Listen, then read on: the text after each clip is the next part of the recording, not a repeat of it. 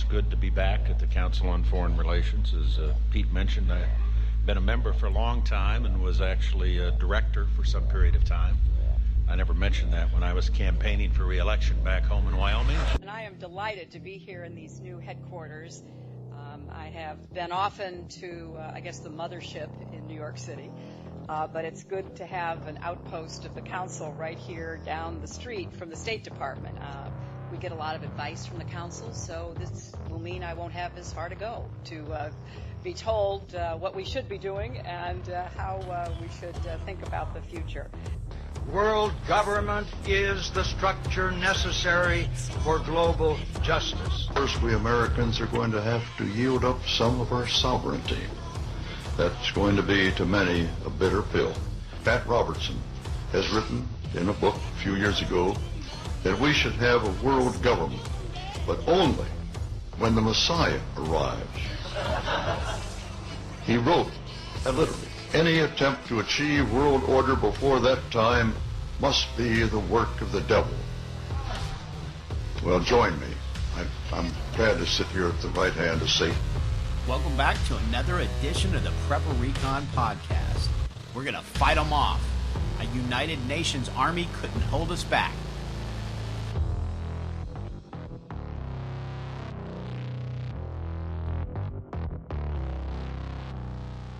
Our individual first aid kits are now on sale. They're MOLLE-compatible pouches in Coyote, ACU, OD, or Black. They're equipped with an Israeli battle dressing, quick clot, TK4 tourniquet, suture kit, and lots of extras. It's perfect for your car, bug-out bag, or home first aid kit. Go to the PrepperRecon.com homepage and click on the IFAC store tab at the top of the page. They're on sale for $89, and that includes shipping. This kit could save your life. I've personally been buying gold and silver from JM Bullion for over 2 years. They offer the best prices over spot that I can find, and I've never had a problem with an order. If you're looking to trade in some of your fiat paper for real money, check out jmbullion.com today. Today's guest is Mike Berger of 911truth.org. Mike, welcome to the show. Thank you very much, Mark.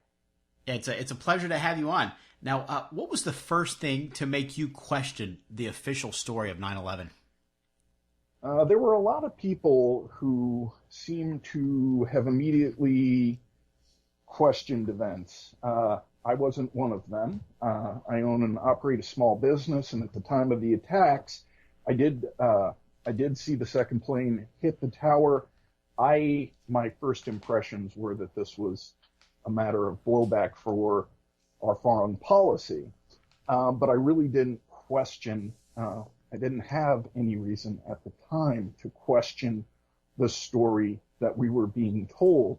For me, it was about 2 years after 9/11 that I began to question, and the only reason that I did start to question the events and the story that we were given was I came across people on the internet and various forums who were debating whether or not there were people involved in our own government who were involved in facilitating the attacks, or in other cases, people were debating whether they let it happen.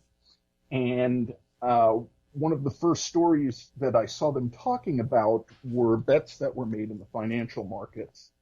And I've traded options and futures and stocks, and I thought this was going to be a very easy claim to debunk. So I pulled up my charts of the various put options that people were discussing. These are bets that were made with a specific time duration. Options only last for a certain amount of time, depending on how far out you purchase them. And what's challenging about trying to trade options is you have to be right about the direction that the price of a stock will move and time, which is very difficult to do. And there were people who were making claims that there were abnormally large numbers of put options. These are bets that the stock price would go down on American Airlines, United Airlines, Merrill Lynch, large insurance, reinsurance companies that had numerous floors in the towers. And I thought this would be pretty easy to challenge. And I pulled up the options data and looked at the charts, and it was shocking to discover that the claims they were making were accurate and that those claims were also being repeated by people in the financial industry, that they also thought that there was abnormal activity in the world's financial markets, and that this would lead the intelligence agencies very quickly to people who made these bets, and that we would know if the terrorists were also trying to profit from foreknowledge of the attacks. And that was a shocker for me. And very quickly, I began to do more and more research. And I found two things. The more that I read and the more that I studied it, the more questionable the story was that we were being told. The other thing I also found very quickly is that many of the mainstream articles that were coming out, I would find them, read them, and then either a week or a month later, I would try to go back to those articles, and they disappeared. So there were many researchers who had decided to build their own archive and save these original articles because they would disappear. So that was what got me started and why I began to question events. Now, do you think the administration was caught off guard, or do you think they had previous warnings of a possible attack? Well, the administration, let's say Condoleezza Rice, for example, claimed that they were not prepared and that they were caught off guard. However, it's very clear now that that claim is entirely unsubstantiated. For example, the Sibel Edmonds, who is an FBI translator, saw documents. She worked for the FBI. She saw documents that the FBI was aware of plans to attack the U.S. with airplanes. They knew the targets. They knew the dates in advance. She was eventually fired and gagged under the State Secrets Act. You had the Phoenix office of the FBI, the field office, something known as the Phoenix memo that they sent to headquarters, where they were aware of people training in flight schools around the country. And in the memo itself, the agent who filed the memo had expressed his concern that they would try to use an airplane to attack within the United States. There was the Presidential Daily Brief, which Condoleezza Rice got in a bit of heat over, which the title of which was Bin Laden Determined to Attack Inside the U.S. And what I would like to do, and there's much more, you had in the very, very early days of the Bush administration, January, February of 2001, the FBI issued a 199I order. That order restricted any investigations into bin Laden and alleged Saudi financing of terror networks. In essence, they told their field agents at the FBI to back off. Robert Wright, who I believe was another FBI agent who became a whistleblower during the Clinton administration, was obstructed in investigating terror financing. The FBI's former top investigator of Al-Qaeda, John O'Neill, claimed that investigations were obstructed and weren't pursued to accommodate oil interests and our alliance with the Saudis. And the Saudi connection to 9/11 has been in the news for a very long time and has been making quite a resurgence lately as people from Ron Paul to former Democratic Senator Bob Graham and many other politicians, including the commissioners of the 9/11 Commission, have been calling for 28 pages from the inquiry prior to the 9/11 Commission, the House-Senate investigation. There were 28 pages that were redacted and were never released, which these men have been speaking should be made public, which apparently have connected Saudi financing to the terrorist attacks. There were also multiple foreign governments including a personal communication from Vladimir Putin to Bush prior to the attacks. You had the FBI office in Minnesota that was trying to get a search warrant to go after the alleged hijacker Moussaoui and view the files on his computer. They had sent the request to Washington Bureau of the FBI, and their request was denied. 99.9% of these requests were routinely granted. And we know now that there were people within the FBI that obstructed varying field agents' attempts to prevent these attacks. The FAA had specific warnings as well and sent CD-ROMs to airports around the country. Israeli intelligence, the Mossad, provided the names of men who were later identified as being among the 9/11 ringleaders. They were part of the operation, which at the time was called the Big Wedding, and Mossad had many of the hijackers under surveillance prior to the attacks themselves. The notion that this came out of the blue, that nobody was prepared, is absurd. The public record has hundreds of documented forewarnings, and various people within the intelligence agencies who were well aware of the impending attacks. And what I'd like to do now is just provide you with a few people who have addressed this issue.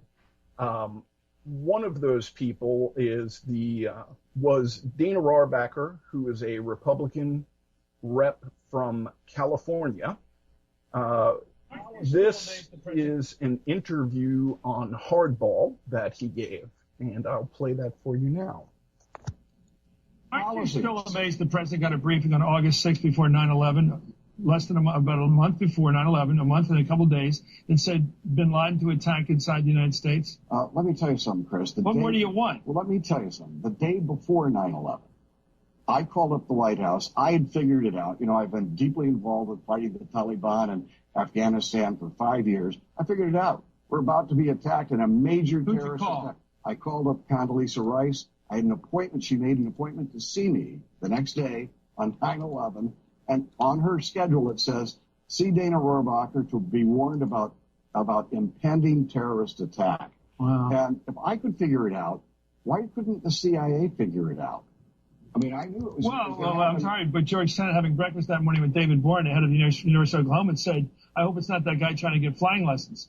I mean, how come they knew but nobody did anything? Well, we've got hundreds of people working over at these intelligence agencies on Afghanistan, on bin Laden, the number one target, and we weren't warned about something, an operation like this.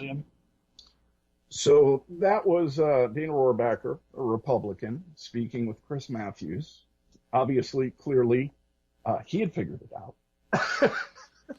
We don't hear too much about that from the mainstream media. It's, no, it never gets repeated. And I would like to play, now that's from, of course, the Republican side of the aisle. Now I'd like to play a clip that was recorded by David Wellna, working for NPR in Washington, on the day of the attacks, on the steps of the Capitol, with Democratic Representative Ike Skelton, who was on the Armed Services Committee. And again, this is recorded on 9/11 itself. NPR's David Wellna is on Capitol Hill. David, what's happening now? I spoke with Congressman Ike Skelton, a Democrat from Missouri and a member of the Armed Services Committee, who said that just recently the director of the CIA warned that there could be an attack, an imminent attack on the United States of this nature. So this is not entirely unexpected. Several members of Congress have talked about the need to step up domestic defense in light of this. There's been a lot of talk about a National Missile Defense Shield, and of course what's happened today would not be the kind of event that could be stopped by such a shield. And There's talk already of shifting money into beefing up the National Guard, taking other measures to heighten security domestically to prevent what seem to be further attacks of this nature. So there's both sides of the aisle. Obviously, they were warned. They knew that these attacks were imminent. This did not come out of nowhere. And of course, this is only what they would say publicly. The people in the know, like Tenet, head of the CIA at the time, had vastly more information, had very specific warnings. They knew the names of the hijackers. They knew where they were. They were under surveillance. You had a cell in San Diego that was living with an FBI informant who, of course, allegedly never told his handler about these men. The hijackers, or the alleged hijackers also, they weren't exactly in hiding. Many of them had multiple driver's licenses in their names. Some of them were on terror watch lists.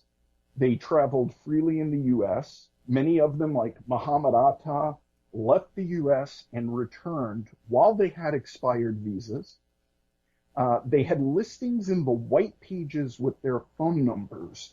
So when several of the intelligence agencies claimed that they couldn't find these people, at the time, all you needed was to search public telephone records. So many of the claims that we didn't know, we were unprepared, the agencies didn't communicate with each other, etc., is far from the truth. And then to bring that point home, I'd like to just play a short clip from testimony during the 9/11 Commission when the National Security Advisor, Condoleezza Rice, was asked about the title of that presidential daily brief that Chris Matthews mentioned in the clip that we listened to earlier. So this is Commissioner Benveniste questioning Condoleezza Rice. Isn't it a fact, Dr. Rice, that the August 6th PDB warned against possible attacks in this country? And I ask you whether you recall the title of that PDB. I believe the title was Bin Laden determined to attack inside the United States. Now, the PDB, no, Mr. Benveniste, I will get into the... I would like to finish my point here. I didn't know there given was a that point. You asked me whether or not it warned of attacks. I asked you what the title was. You said, did it not warn of attacks? It did not warn of attacks inside the United States. It was historical information based on old reporting. There was no new threat information, and it did not, in fact, warn of any coming attacks inside the United States.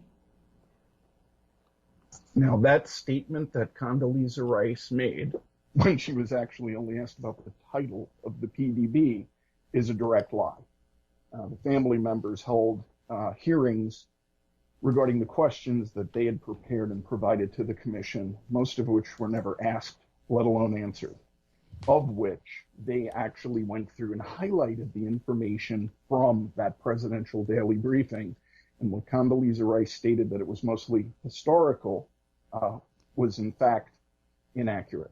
She lied. She perjured herself. Nobody called her on it. Will you indulge me for another clip? Absolutely. I'd love to hear it, because this is certainly not something that we hear on MSNBC or CNN or not even Fox. We don't hear this stuff. So love to hear it. And out of curiosity, have you ever heard any of these pieces before? None at all. Yeah, and this is one of the things that fascinates me about 9/11. People very quickly try to dismiss anybody who raises uncomfortable questions about the attacks as a conspiracy theorist.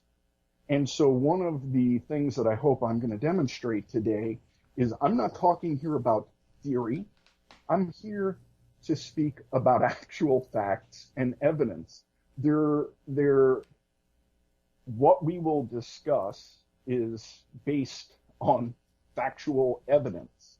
So the ability of the mainstream media, of the government, to spin anybody who questions the narrative provided by the government, by the official conspiracy theory, because in essence, the 9/11 Commission report has provided us with the government's official conspiracy that 19 radical Islamic fundamentalists conspired to hijack multiple planes and crash them into symbolic targets. The government's narrative is a conspiracy theory. So throwing that label around has the effect of diminishing anybody's credibility who begins to speak the truth. So what I'm hoping at the very least to do today is to get people who may not have heard many of these clips and who may not have had the time to do the research that it takes to try to sort fact from fiction, that it will perhaps raise some questions in their mind, and maybe they'll go on to look at this in more detail. But I would like to say, at this point, there are so many websites, and there's so much misinformation and disinformation that it's very difficult at this point to figure out who's telling the truth and who isn't. So again, if we only focus on what is verified, what is factual, then I hope your listeners can make up their own minds for themselves. So the next clip I want to play is one of the family members, one of the Jersey girls who was instrumental in getting the commission formed. The 9/11 Commission, unlike any other in U.S. history, took an unprecedented amount of time to be put into effect, to actually have a real investigation. It was over a year.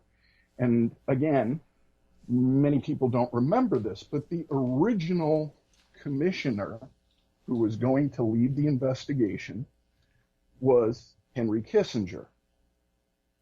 The family members were quite disturbed by this, and it was only because of their protests that Henry Kissinger was not the lead commissioner.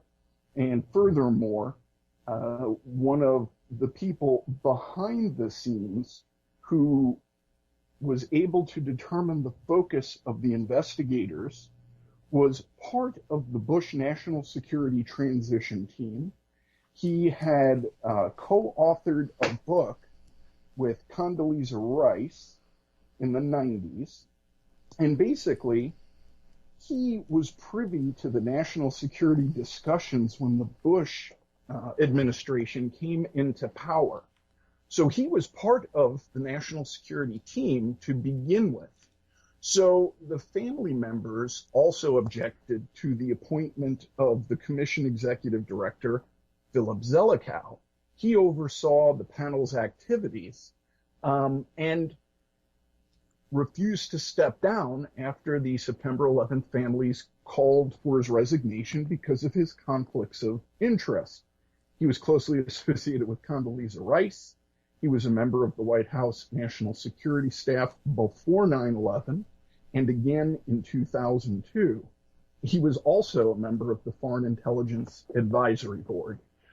So now I'd like to play a clip from Kristen Breitweiser, one of the 9/11 family members. Kristen Breitweiser is a 9/11 winner who fought for the creation of the Independent Commission on the 9/11 attacks. What do you know now, thanks to what Tom Kane had to say? Well, I mean, I think it doesn't come as a surprise that he stated that 9/11 could have been prevented. I think what is a surprise is that he did, in fact, come out and acknowledge that people should be held accountable. And I think that in order for us to make sure as a country that 9/11 will never happen again, we need to make sure that the individuals who are responsible for the failures are held accountable. So early on, one of the two co-chairs of the commission, former New Jersey Governor Thomas Kane, stated that 9/11 was preventable. He never again made such a public statement until long after the commission report had been delivered. So basically, I hope that we've at least touched somewhat on what did they know beforehand, who knew what. I mean, even Donald Rumsfeld, the Secretary of Defense, on the morning of 9/11 itself was doing, I believe, a briefing with some members of Congress. And Donald Rumsfeld that morning had stated, I don't know when, whether it'll be a day, a week, a month, whatever, but we will be attacked. So the Secretary of Defense that morning uttered some pretty prescient statements.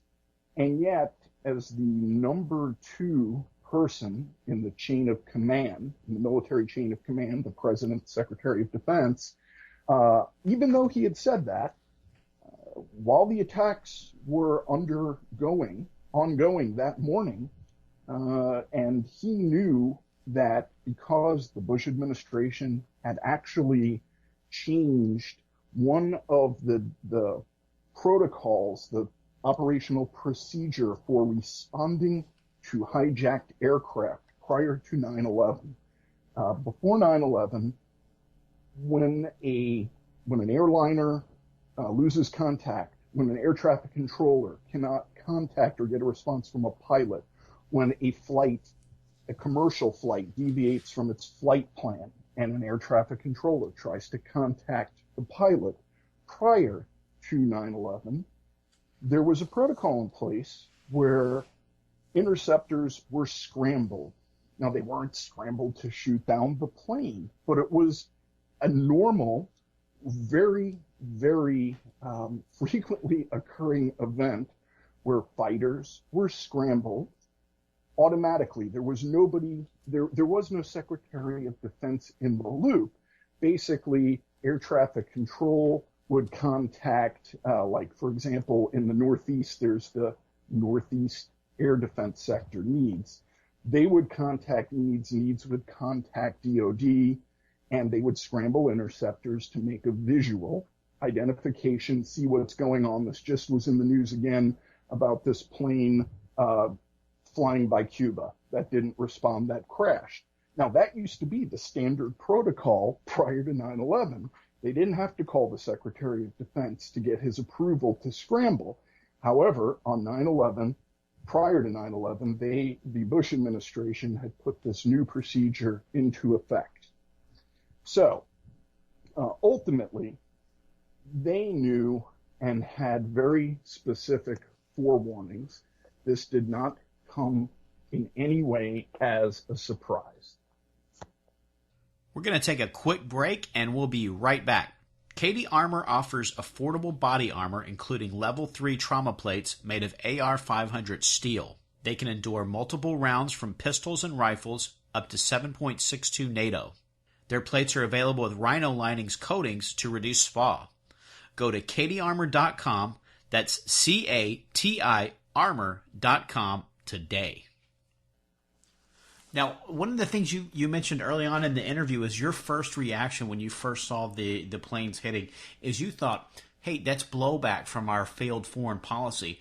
Now, I was always taught that it was because the terrorists hated me because of my freedom. But now, after 9/11, we've got the TSA, which likes to frisk me and treat me like a criminal anytime I want to fly anywhere. DHS, which, you know, there's just a plethora of ills that they've brought upon our freedoms. The NSA now collects all of my. We're talking on Skype right now. I'm sure that they're getting a nice copy of this. All of my text, emails, phone calls, all of that data is getting stored. So I'm not really free anymore. But I'm told that the terrorists still hate me. That doesn't really add up. Mark, I mean, the whole notion, I mean, the story we were told, as you've stated, was, you know, they attacked us because they hated our freedom, they hated what we represented, and yet the first response to those attacks was to eliminate the supposed thing they attacked us for, to reduce and restrict our freedoms. And then as the ripples of the consequences from the attacks have gone on now for years, we have violated all of the principles that, at least when I was growing up, I was taught that we stood for. We stood for the rule of law. We signed the Geneva Conventions. the Nuremberg trials, we brought the Nazis to trial. We didn't just kill them. They were tried. They were able to defend themselves. And now you fast forward to the consequences of 9/11.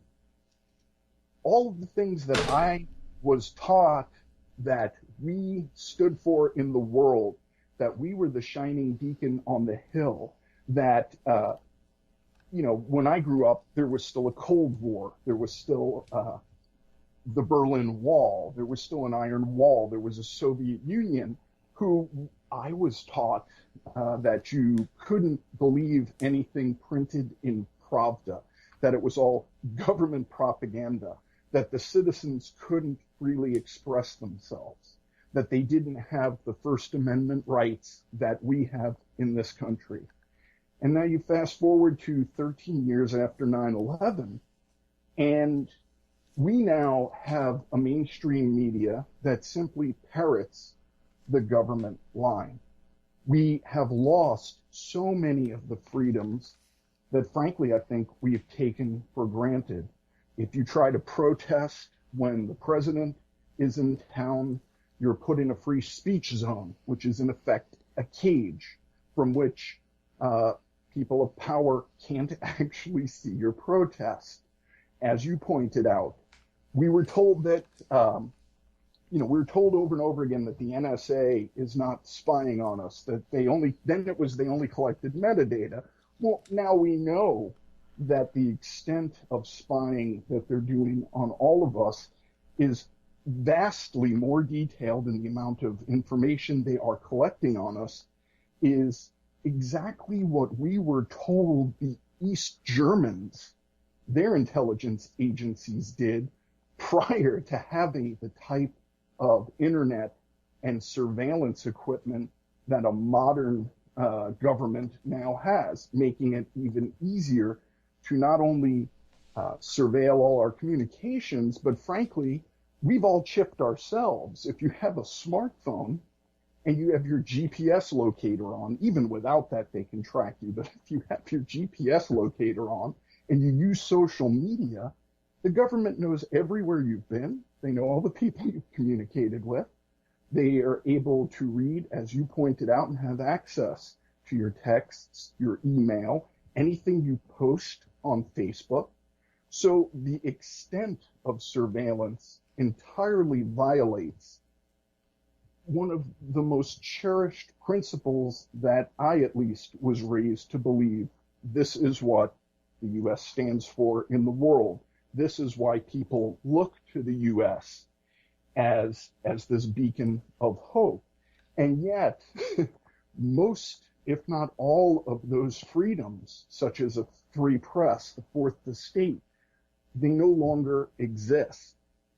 So, in essence, the justification that we were attacked because they hated our freedom became the justification to give up our freedom for supposed security. And you cannot have security and freedom. And in fact, in their own words, one of the family members actually put this slightly differently. But I believe this is Mindy Kleinberg and Beverly Eckert, who we interviewed during one of the commission hearings in Washington, D.C. about air defense. So there's a little bit of background noise because we're in a public room just outside the NTSB building where those hearings were held in Washington. But here's what Mindy Kleinberg and Beverly Eckert had to say. That's why we wanted this commission, because I don't think anybody else should have to walk in our shoes that way. It's one thing. We can't protect ourselves from every terrorist attack. But there were failures here that did not have to be, and lives could have been saved and not saved. There was an extraordinary amount of time for the U.S. to mount a defense, and it didn't. So there was a breakdown in communication and preparedness that is just so critical for people to understand and appreciate that if we spend billions on defense and we don't have a defense, who's responsible for that? Now, I'd like to play one more clip that does somewhat deal with this. It actually jumps back a little bit more in responding to what Condoleezza Rice testified to the 9/11 Commission about the presidential daily briefing when she lied. In, I believe it was July of 2005, Georgia Representative Cynthia McKinney held hearings in Washington with the 9/11 families. And this is another one of the 9/11 family members, Lori Van Auken, talking about Condoleezza Rice's specific lies. Although Ms. Rice argued during her testimony that the presidential daily brief of August 6, 2001 was historical in nature and didn't warn of a domestic threat, the title of the PDB was Bin Laden Determined to Strike in the United States. The title alone reveals that the document did indeed refer to a domestic threat and was, in fact, not a historical recap. An example of the current and domestic threat in the text of the August 6, 2001 PDB was the statement, "Nevertheless, FBI information since that time indicates patterns of suspicious activity in this country consistent with preparation for hijackings or other types of attacks, including recent surveillance of federal buildings in New York." Why did the 9/11 Commission fail to call Ms. Rice to account for her deliberately misleading public statements?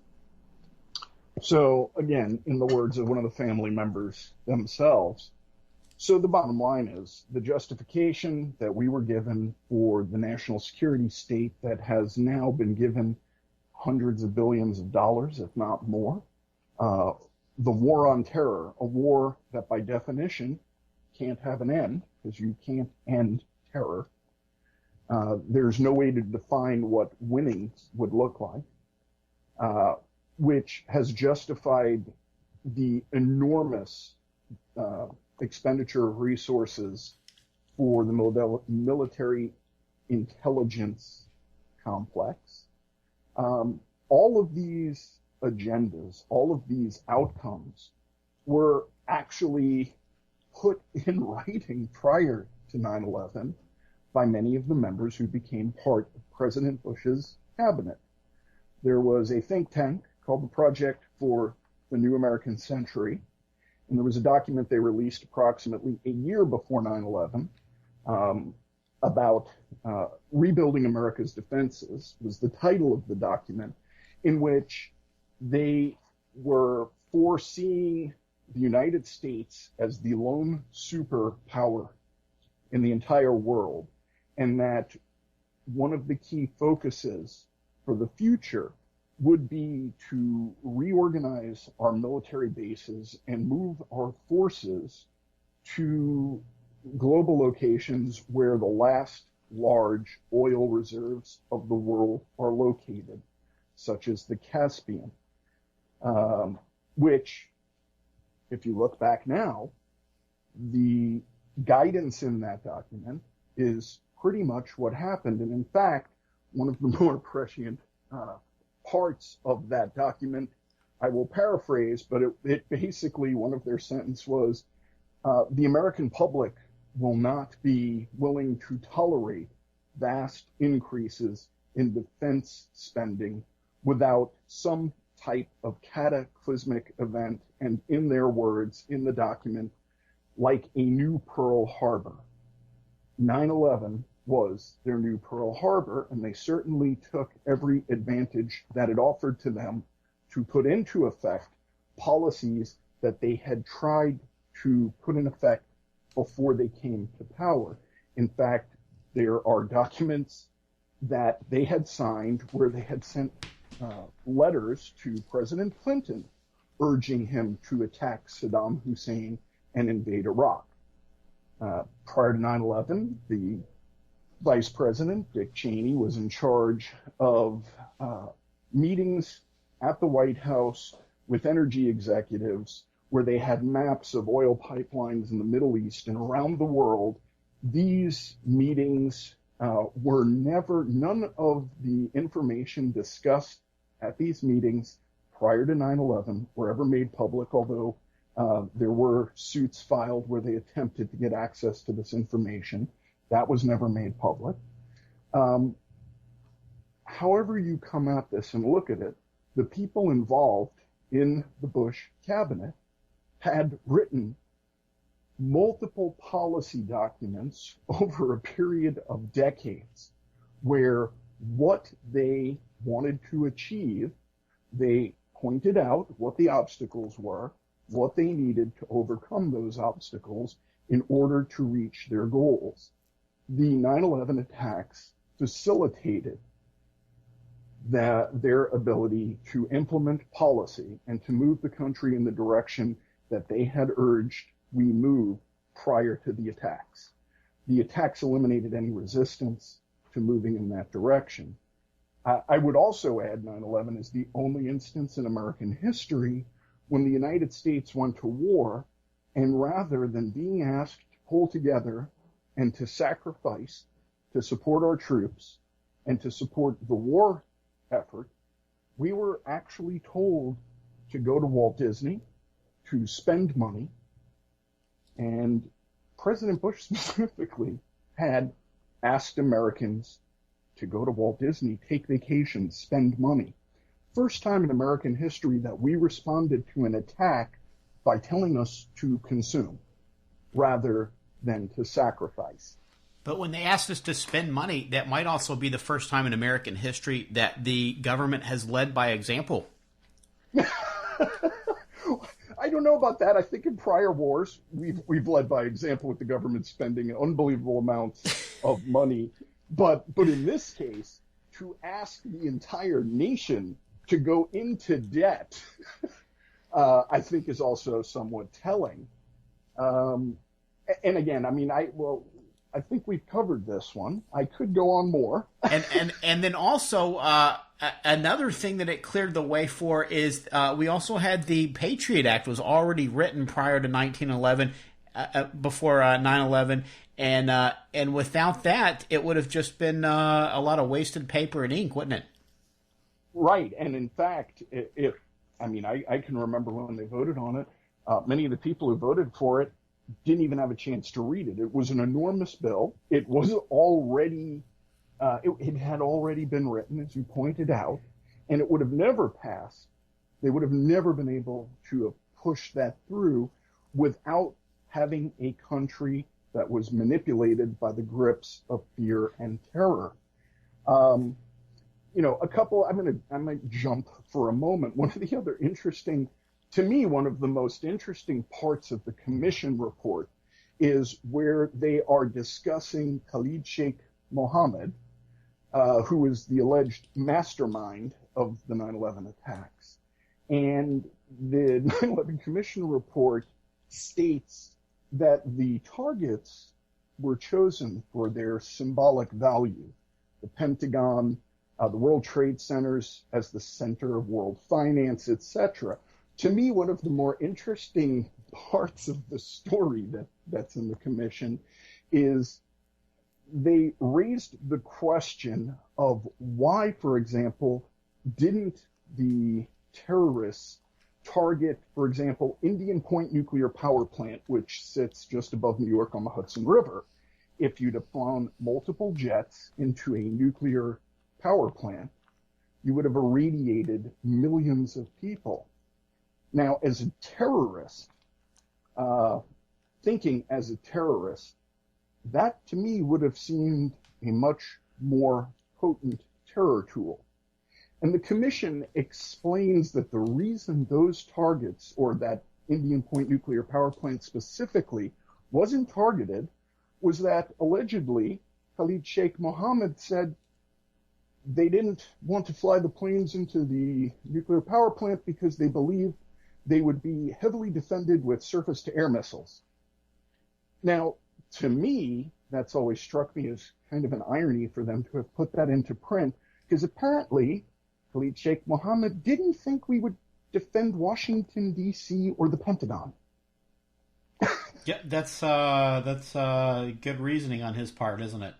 The guy's brilliant. Another building that wasn't targeted on 9/11 was World Trade Center Building Number 7, and even though it wasn't hit by a plane, it dropped at free fall speed into its own footprint. Do you think that's a normal outcome for an office fire? It's not a matter of what I think. It's a matter of physics. It's not my opinion. There are physical laws, and the collapse of all three buildings violated the laws of physics, but even more specifically, Building 7 is an egregious violation of the laws of physics. Whatever one may think of the theory of controlled demolition, Building 7 stands as a pretty stark question mark. That was a standard steel frame building, which did not collapse in path of least resistance. It was a building that had sustained damage on, now I'm going to get a little technical here, but not too technical. Building 7 was to the north of the World Trade Centers. It was across the street from the North Tower and to the north. When the North Tower came down, it gouged the south facade of Building 7. One would think, if you follow the laws of physics then, that if a building is weakened on its south side, and Building 7 was somewhat unique in that it was built on a cantilevered support structure because there was a Con Edison electric, I believe part of the electric grid, so there was a substation beneath Building 7. So if you weaken a building on its south side, and you have fires in a building, if that building were to collapse, one would think it would collapse in the direction where the structure had been weakened. However, if you look at the video of Building 7 and watch it collapse at almost the rate of free fall, the building quite literally falls into its own footprint. The original FEMA report on the collapse of Building 7, I believe, described the rubble pile as falling within 75 to 100 feet of its own footprint. And there was a clip that I had put in a documentary I did quite a long time ago now called Improbable Collapse, which I got from a New Yorker who on the night of 9/11 went down to Ground Zero with an old Hi8 camera and was asked to go into the Ground Zero damage zone by a quite famous news personality. I guess they couldn't get in there with their cameras, but the producer and this news celebrity basically gave the guy a medical mask and had him hold bottled water under his arms and basically walked him right up to Building 7's rubble pile that night. And her producer actually had him go to the corner and point his camera south towards where the World Trade Centers had stood. And that night, he got video that showed that the collapsed Building 7 had stopped, the debris pile had stopped at the sidewalk. And if you've been to New York and you know anything about Lower Manhattan, the streets there are incredibly narrow. And even this producer and news person that night knew that something was amiss. And yet that footage was never aired by that particular news company. In fact, they made him sign a contract that night that once they walked out of Ground Zero, they signed a contract to purchase the film, and the text of it was to the effect of, they own the rights of it in the known universe. That was their language that the lawyer for that company had dictated. He signed it, they took the original tape, and never paid him. So he made some noise with one of the New York newspapers, which published his article, and immediately they curried over his payment and a copy of the tape. This was long after 9/11, and their excuse for doing so was they were very busy. So there were plenty of people who questioned the collapse of Building 7.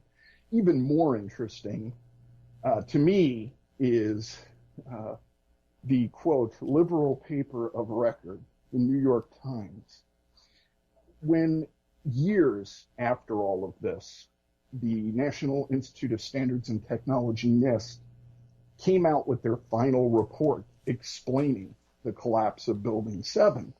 They held a press conference. Shyam Sundar, I believe was the lead investigator, took a question which was, why didn't they test for explosive residue on the beams?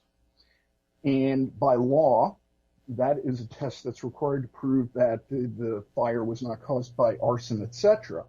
His answer was somewhat shocking, which was printed in the New York Times verbatim, and his answer went, well, we didn't test that because if charges were used to bring down the building, there would have been eyewitness reports of people hearing explosives. It would have been like standing in front of the speakers at a rock concert. Now, the reason it's significant that the New York Times published this without challenge was because after 9/11, New York City collected oral histories from first responders about what they saw and what happened that day. Port Authority, New York Police Department, New York Fire Department, EMTs, any first responders who were there, their stories were collected by the city of New York, known as the oral histories. When Mayor Bloomberg took office, there was a request to publish the oral histories by the New York Times, which was refused. The New York Times sued and won and published the oral histories. And so the significance of this is the New York Times publishes what Shyam Sundar said word for word, that nobody had reported hearing explosions. And yet the New York Times had published the firsthand accounts of first responders, hundreds of which stated and compared what they witnessed that day to Las Vegas hotel demolitions. Not only did they hear and describe hearing explosions, they described seeing rings going up the buildings of explosive charges like light. There are numerous accounts of eyewitnesses who describe exactly what Shyam Sundar said didn't take place. And again, the New York Times published the oral histories, but somehow forgot that they published the oral histories and neglected to mention those eyewitness accounts that they themselves sued to make public. So that just also, I think, goes back to touching base on how we have turned into what I was raised to believe was our enemy, that the government is controlling or influencing the media and is using the media to promote propaganda and not the truth. And what was in World Trade Center Building 7? Well, for one, it's very interesting. At the time, if you'll recall, this was right after the dot-com bubble and collapse. So the files of the investigative files in the SEC's offices, many of which were destroyed with the collapse of Building 7. The SEC had an office in Building 7. You also had a Secret Service office. You also had one of the largest covert, it's the second largest covert CIA office in the country, was in Building 7. So Building 7 was quite the secure building.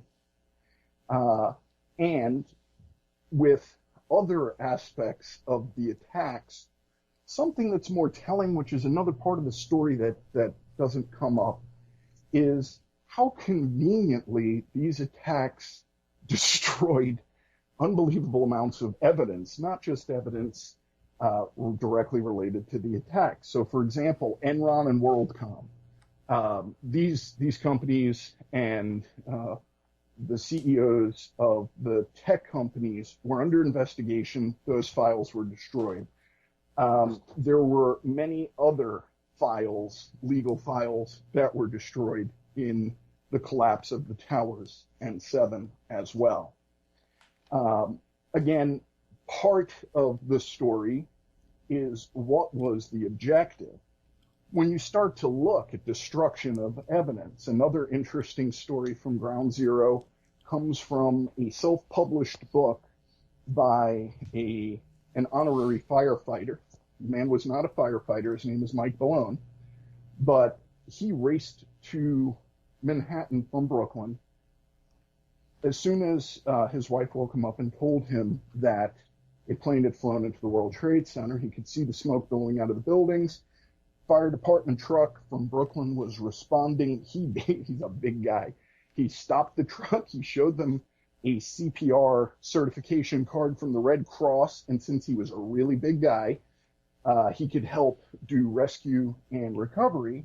He got on the truck, and the only reason they weren't there when the buildings collapsed was because they had to make it through the tunnel to get there, and there was a lot of traffic. They arrived after the towers had collapsed, and he literally spent the entire time during the recovery and the rescue, and then the entire cleanup of the site at Ground Zero. He was acknowledged for his volunteer work by the fire department chief Scapetta. He was given an award, and he had gotten an editor to collect first-person stories verbatim from various firefighters and other first responders who were at Ground Zero. This book went into print and was published in 2003, a year before the 9/11 Commission report came out. And in that book, one of the firefighters, Nicholas Damasi, just matter-of-factly recounts he had organized an ATV group. The site was big. When they were trying to recover firefighters, they needed rebar cutting tools, torches, etc., and it was a big site. So to make things more efficient, he got somebody to donate some ATVs. So he was basically in charge of the ATV unit. He was charged by one of the fire chiefs in, I believe, October, with taking federal agents, he only calls them federal agents, around the site in an ATV with the equipment to recover the black boxes.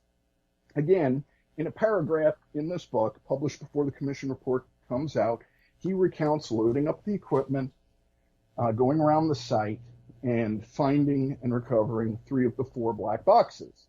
What is significant about this is that when the commission report came out, in a footnote, each of the planes has a cockpit voice recorder and a flight data recorder, in effect 2 black boxes. There should have been 4 black boxes at Ground Zero. They are pretty indestructible. They have been recovered in every airplane disaster that I have been able to look up. Air officials, people who had worked with the National Transportation Safety Board, have also confirmed that it's quite strange and rare that the black boxes aren't recovered, let alone the data on them. And in a footnote in the 9/11 Commission, it claims that the 4 black boxes were never recovered. And then William Bunch, who's a newspaper writer in Philadelphia, interviewed them, published the story, and another investigative journalist who had contacts at the NTSB, his contact told him off the record that he had been brought those black boxes and that he had recovered the data on them. So this is only one instance where we know that evidence was destroyed. You also had a story that came out that an FAA manager had destroyed the audio tape recordings made of the air traffic controllers and what they experienced that day. Those tapes were destroyed. And you can go on and on. The record of who purchased the put options, which is what originally got me into researching this, the Chicago Board of Options Exchange has acknowledged that the data on who purchased the options at that exchange was destroyed. basically, there have been a lot of places that information has been destroyed. Another case in point was there was Norman Mineta, who was the Secretary of Transportation on 9/11. And he was in his office when he heard the first report about a plane hitting the World Trade Center. He assumed, unlike anybody else apparently, the government would have you believe, that we were under attack. He immediately got in his car, raced to the White House, and was sent down to the PIOC, the Presidential Emergency Operations Center beneath the White House. And he testified before the 9/11 Commission about what he witnessed there with Vice President Cheney. Now, you can find this clip on YouTube. You can find it on the internet, but you can't find it in the 9/11 Commission report.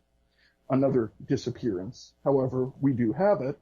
And I would like to play the brief clip because it's, I believe, very, very important. And I'll explain why and how this connects to another piece of disappeared evidence. So here's Norman Mineta. There was a young man who would come in and say to the vice president, the plane is 50 miles out. The plane is 30 miles out. And when it got down to the plane is 10 miles out, the young man also said to the vice president, do the orders still stand? And the vice president turned and whipped his neck around and said, of course the orders still stand. Have you heard anything to the contrary?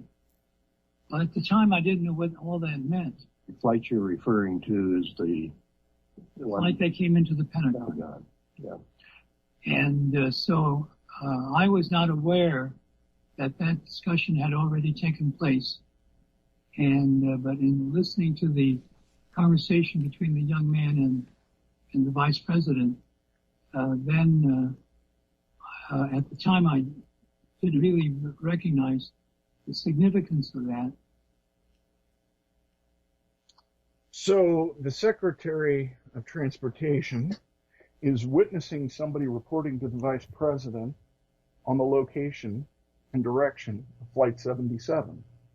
Nobody warns anybody. Nobody evacuates the Capitol. Nobody tries to defend Washington whatsoever. There are no defenses at the Pentagon. But even more telling is the timing. Mineta, by stating on the public record that he was in the PIOC with the Vice President, unknowingly contradicted the timeline that the Vice President put forward of when the Secret Service physically came into his office, lifted him up in his own words, and carried him to the PIOC. What's significant about this is from Cheney's side of the story, Cheney did not arrive in the PIOC until after the Pentagon attack. Mineta places him there significantly prior to the Pentagon attack. And I cannot remember the name of the researcher who had filed a Freedom of Information Act request with the Secret Service to get the Secret Service logs of when Vice President Cheney was brought to the PIOC. But guess what the response is? What? Not that they couldn't release it. Those records had been destroyed. So, you know, as you try to pin down a great deal of the evidence, you find over and over and over that the evidence has actually been destroyed. This goes on and on and on. And when people say, oh, you are just spouting conspiracy theories, you had a Defense Department program for gathering up information on the public record known as Able Danger. Again, another Republican, Kurt Weldon, was instrumental in trying to get to the bottom of what Able Danger had uncovered. Able Danger had a chart where they actually had a photograph of Muhammad Atta on the chart. So they were following Muhammad Atta prior to 9/11. They deleted that data. One of the people, Anthony Schaefer, who was a whistleblower, as soon as he came out with this, people within the administration and within the news media immediately started to attack his credibility. Believe it or not, the best thing that they could come up with at the time was that I believe he stole Pentagon pens. That was supposed to shred his credibility. You had the steel evidence from Building 7 not gathered but destroyed. Which is, again, quite strange. There was a flight school in Venice, Florida. A researcher named Daniel Hopsicker has done quite a bit, written a book about it. He found a woman who basically was Mohammed Atta's girlfriend prior to 9/11. Several of the alleged hijackers train at a flight school in Venice, Florida. The owner, or the manager, technically, the manager of that flight school was he was a known international criminal wanted by Interpol. He was a foreign national, and yet he was managing a U.S. flight school, which is illegal. Anyway, the records at that flight school were disappeared quite quickly.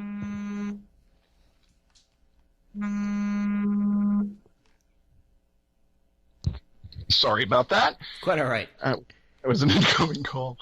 Anyway, the records from that flight school were pretty quickly disappeared, allegedly by Jeb Bush. Anyway, as you go on and you begin to look more and more at what was going on, there were reports early on that between the time that the planes impacted the World Trade Centers and the buildings collapses, that millions and millions of dollars worth of financial transactions were run through the computers housed in the World Trade Center under the assumption that the data would never be recovered. Another story which nobody talks about is that immediately there was a team of federal agents combing Ground Zero to recover computer hard drives. The reason, again, that we know this is because a German company named Convar had posted video of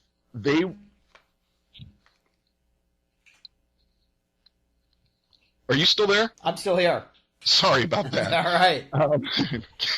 Anyway, they had posted video and took credit for, I believe it was the FBI had sent them these hard drives that they recovered from Ground Zero. Convar in German had videos on their website where it showed them using blue laser technology to recover the data on these hard drives. Again, they were showing off because they claimed they had recovered 100% of the data and had sent that data to the FBI. This is not mentioned anywhere. To this day, we don't know what the data was, but it was important enough for the FBI to find hard drives in the rubble and to send it to a company in Germany to get that data. That data contained evidence of the financial transactions that went through those computers. So, and again, I'm scratching the surface. It's like an iceberg. These are the pieces of evidence at the tip of the iceberg, and there's so much more that is submerged. I mean, you can go on and on. We can get into why wasn't Washington, D.C. defended? How could anything hit the Pentagon? We have Minetta's testimony that somebody is reporting to the vice president that the plane is X miles out.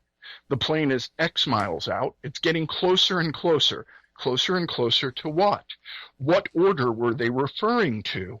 Was it a shoot down order? Was it a stand down order? Well, we know it wasn't shot down because they didn't scramble jets to defend Washington. And why was that? I believe Barry Zwicker, years and years ago, had a screen capture of the website at Andrews Air Force Base.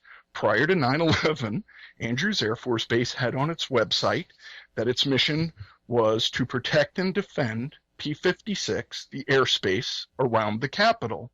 On the day after 9/11, their website had changed, and it was a maintenance facility.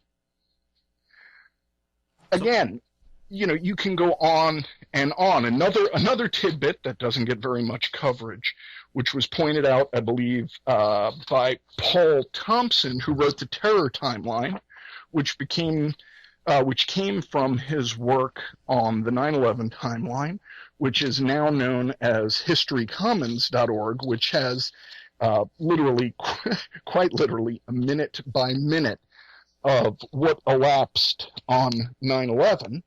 One of the interesting stories there was that, again, former governor of New Jersey, Thomas Kean, was asked by a local New Jersey reporter if he was aware of the F-16s that were in the air on the morning of 9/11 on a training mission on the coast of New Jersey.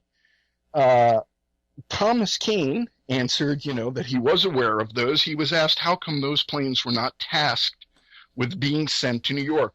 They were literally less than 6 minutes away from Manhattan and in the air. Now, they weren't armed. They were on a practice bombing mission with not with live ordnance. And what is really interesting about this is that these two was from the 177th Fighter Wing in Pomona, New Jersey. They were 8 minutes from Manhattan. They could have been sent to crash into the plane's sheer wings, try to get them to crash into the Hudson, but in essence, they could have put up some kind of response. The question posed to him was, why weren't these jets sent there? And Kean said, we'll get to the bottom of this in the 9/11 Commission during the hearings. As I mentioned earlier, I was in Washington for the air defense hearings, and the 9/11 Commission made it appear as if there were no fighter aircraft that were ready to be launched as interceptors. They make it appear as if these two F-16s don't exist, and yet Kean is on the record as having acknowledged that he knew that they were in the air. So another example of how the Commission was never going to tell the truth, even when you have pieces of the truth on the record where the commissioners say one thing and then they do another.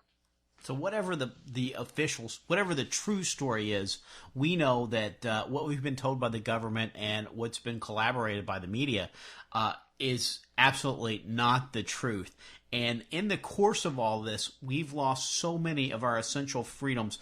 This country is literally unrecognizable compared to what it was 13 years ago. You keep mentioning the freedom of the press, and well, just here lately in Ferguson, Missouri, we saw members of the press being arrested and detained and having their being assaulted with tear gas and having their equipment taken away. We've seen warrantless house-to-house searches after the Boston bombing. After Katrina, we saw house-to-house gun confiscations.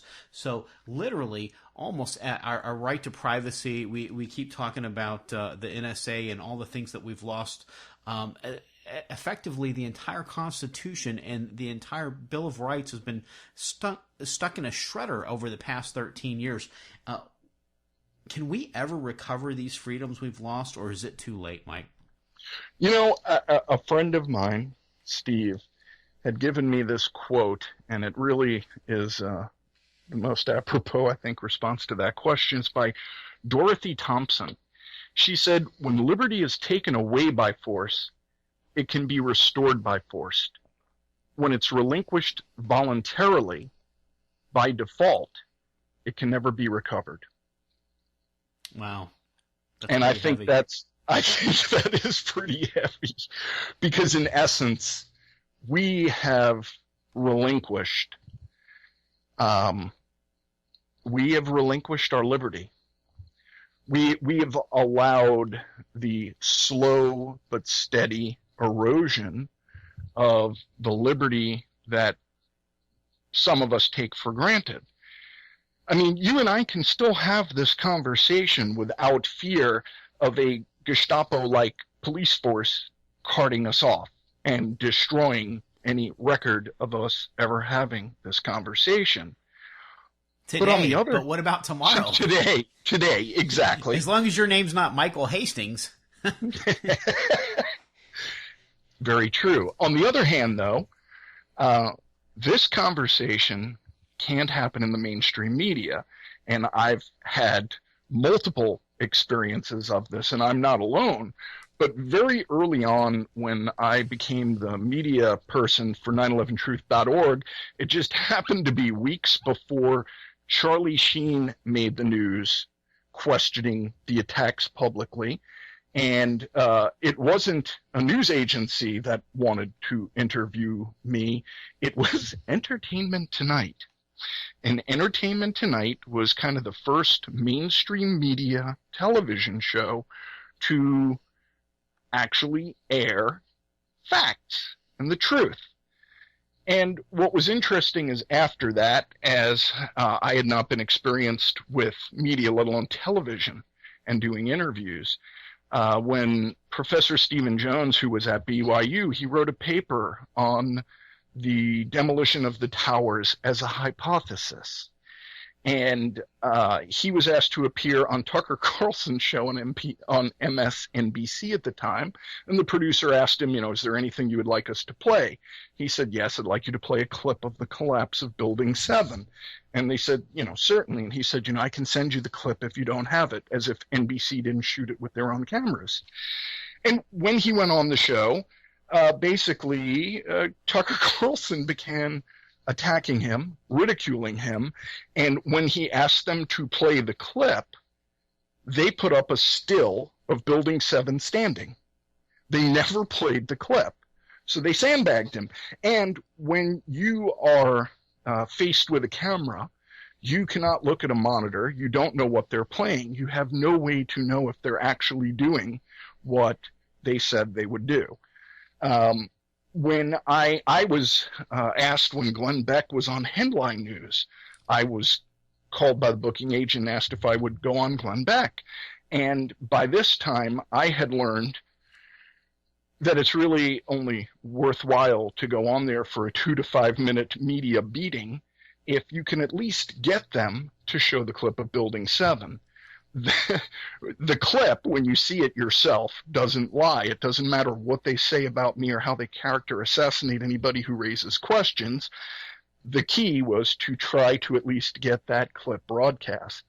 And when I asked her if they would broadcast the clip of the collapse of Building 7, I said, it's like fell in like 7 seconds. It's a pretty short clip. Maybe you could actually loop it and show it twice. And the booking agent said, I'm going to have to check with the producer. And then they got back to me the next day, and I was told that in no way would they show the clip of Building 7 collapsing because CNN has a policy of not showing collapsing buildings. And I thought she was joking, so I chuckled, and I said, hey, you mean when you show the towers over and over again being hit and collapsing and people dying? That's not showing collapsing buildings, but the collapse of Building 7, which was much later in the day, you won't show that. And she said, no, really, we will not show that. And I said, well, who do I speak with? Because I'd like to get a copy of that policy. And I was referred to the PR person for CNN. And Janine Iamuno, who, when I asked her about the policy, said, I have no idea what you're talking about, but I'll look into it. And when she did, I got a 3-sentence response from her, which was, CNN does not have a policy of not showing collapsing buildings, etc. And so when I called the booking agent back and I said, well, I guess we'll go ahead with the interview and you'll show the clip, she said, oh, no, we decided to go with something else. Interestingly enough, when I was asked to go on Scarborough Country, which was also on MSNBC at the time, and I asked them to play a clip of Building 7. By the way, again, a clip they shot with their own cameras. I was told that they need to get approval. And the next day, I was told that they got approval from the vice president of NBC to show the clip. So imagine now, you had to get approval from the vice president of NBC to show a 7-second clip of a building collapsing. Interesting.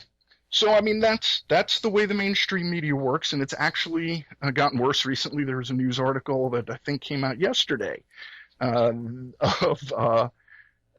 a journalist running everything through his CIA handler, and the CIA basically had a hand in editing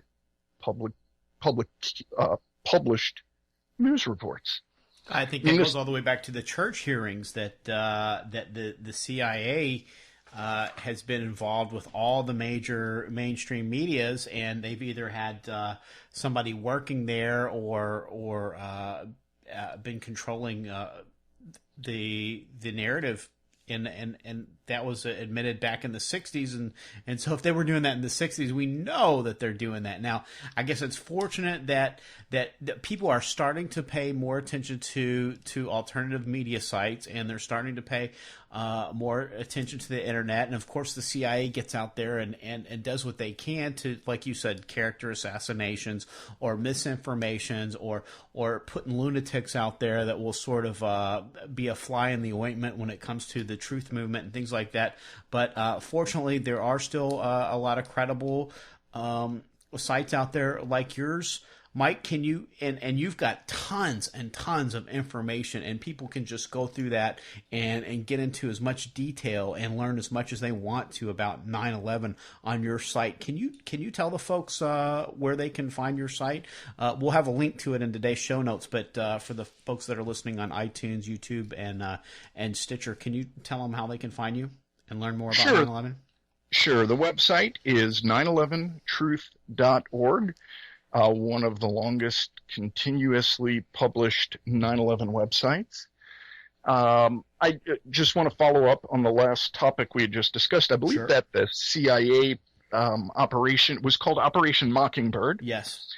And also, I mean, it's recently come out. I think it's taken, and I, again, cannot remember off the top of my head the journalist's name, but for over 20 years, he had been pursuing through Freedom of Information Act requests what involvement the FBI had during the anti-war movement, and more specifically, Ronald Reagan was an FBI informant. And when he was governor of California, he was instrumental in, I believe, getting one of the University of California, I believe it was Berkeley, presidents fired from his position because they were allowing student protests and allowing students to speak out on political issues, and they couldn't control them. And Reagan had a very, very close relationship with Hoover at the FBI. And what was really interesting is it took him over 20 years to get the information. People always had assumed that the FBI had been infiltrating student groups, but the information that they finally obtained from the FBI was way more dramatic than they had ever expected, and the amount of influence that the FBI had and their ability to actually fire a university president was quite astounding. And in fact, he interviewed several of the people who were student activists, and when he showed them the information that the FBI had on them, they were quite astounded. And if, that's what they were working with 50 years ago, their tools are a bit more potent now. Mike, thanks so much for all the great information. I think we're going to have to get you back on to get into some more details of some of this, because there is, like you said, we're just barely scratching the surface with this interview today. So thanks again for coming on, and hopefully we can get you back on. Appreciate it, and thanks for the opportunity to speak about this important subject. Absolutely. Thanks again. Thank you, Mark. In American Reset, the final chapter of the economic collapse chronicles, the ultimate contest between liberty and tyranny reaches the apex. The Bear family and their neighbors learn the true value of community as they rely on each other to survive the war and the effects of the financial meltdown. Will the collapse bring an oppressive regime that enslaves the American people, or will the patriots prevail and guide the country back to a place of freedom, peace, and prosperity. Get your copy of American Reset in Kindle, paperback, or audio edition at Amazon.com today.